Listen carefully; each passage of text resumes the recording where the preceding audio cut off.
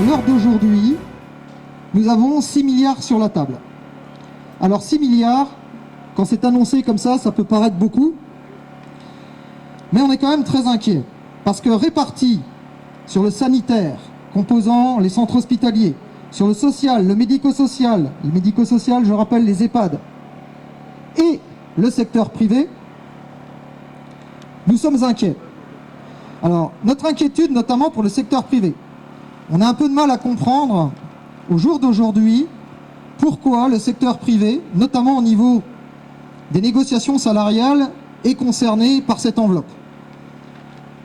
Dans le secteur privé, vous le savez ou vous ne le savez pas, en fait, c'est la gestion par les conventions collectives qui met à niveau les salaires. Et bien évidemment, les actionnaires. Donc, que l'État aide financièrement les établissements privés qui ont pris part à l'aide du public pendant la période du Covid, très bien. Pour le reste, on est un peu dubitatif. Au jour d'aujourd'hui, comme je disais, on nous parle que des salaires. C'est plutôt une bonne nouvelle, sachant que depuis 10 ans, le point d'indice n'a pas évolué, que depuis encore plus longtemps, nos primes sont gelées. La hausse des salaires, la révision des grilles, la refonte des primes. Très bien. De combien, on ne sait pas. Pour quel grade, on ne sait pas.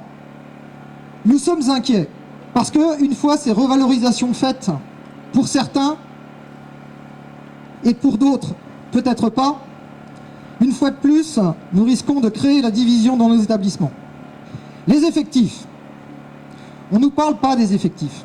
Aujourd'hui, l'hôpital souffre dans ses conditions de travail aussi bien que dans sa rémunération.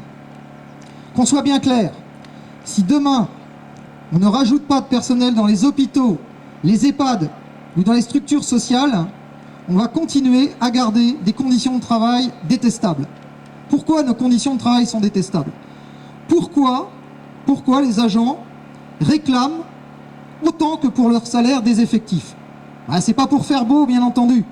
C'est parce que, comme vous le savez tous et toutes, quand vous travaillez dans nos secteurs, c'est qu'au jour d'aujourd'hui, on a du mal à prendre nos vacances, on change nos plannings du jour pour le lendemain, on nous rappelle à domicile. Comment continuer à supporter ce genre de situation? Eh bien, merci Marc.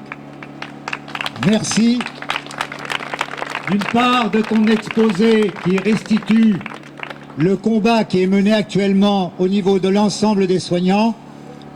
Et dans ton exposé, tu as parlé de soutien et d'appel au soutien. Je peux répondre ici présent au nom de l'Union départementale des retraités Force ouvrière, qui, s'il le faut, bien évidemment iront à Paris, si cette manifestation est organisée, vers le gouvernement pour la satisfaction des revendications. Mais il faut être lucide aujourd'hui sur les raisons qui ont conduit à cette hécatombe de 30 000 morts. Car comme retraités, nous nous souvenons des mobilisations qui ont eu lieu il y a plusieurs dizaines d'années. Parce que dès 1995, c'est la gestion comptable des hôpitaux. Et c'est toute cette politique qui a été mise en place qui a conduit au fiasco actuel de suppression massive de lits, etc., etc. Je ne m'étendrai pas là-dessus.